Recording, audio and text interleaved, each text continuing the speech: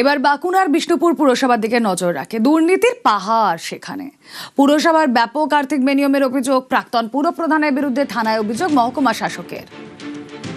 Toll আদায়, মা ক্যান্টিনে দুর্নীতি থেকে অবৈধ নির্মাণের অভিযোগ। কথা বলবো, দেবব্রত রয়েছেন আমাদের সঙ্গে। দেবব্রত, একদমই দেখো, বিষ্ণুপুর পৌরসভার পাহাড় প্রমাণ যে দুর্নীতির অভিযোগ নিয়ে বিষ্ণুপুর থানায় একটি লিখিত অভিযোগ দায়ের করা হয়েছে। এরপর থেকেই কিন্তু ওই প্রাক্তন পুরপ্রধান এলাকায় নেই।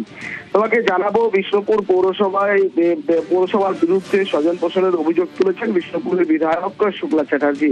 তিনি সংশ্লিষ্ট দপ্তরে লিখিত আকারে জানান। এরপরেই সংশ্লিষ্ট দপ্তর থেকে একটি 3 জনের কমিটি গঠন করে দেওয়া হয়। তারপরেই পৌরসভায় তদন্ত করে দেখেন এই কীর্তি, অর্থাৎ তাদের চক্ষু চরক গাছ।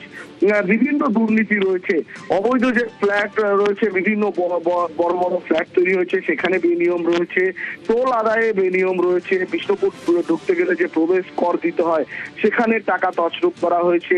যারা কর দিতেন তাদের চেয়ারম্যানের কাছের লোককে মুকুব করে দেওয়া হয়েছে। এইরকম বিভিন্ন রয়েছে। এমনকি 60 বছরের ঊর্ধ্বে যারা আধিকারিক রয়েছে তাদেরকেও টাকা দিয়ে সেখানে রাখা হতো, নতুন নিয়োগ করা হতো না। বর্তমানে স্থায়ী পৌরসভায় রয়েছে 8 জন। প্রতিটা জায়গায় দুর্নীতি।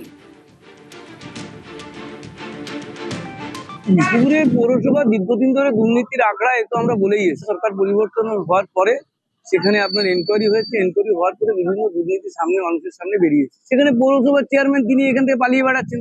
তাছাড়া তার গতি নেই, কারণ তিনি আইনের সামনে আসতে পারছেন। তো আগামী দিনে শুধু এটা নয়, আরো বিভিন্ন দুর্নীতি যেগুলো বেরিয়ে আসবে, কারণ কোটি কোটি টাকার তছরূপ পাওয়া গেছে।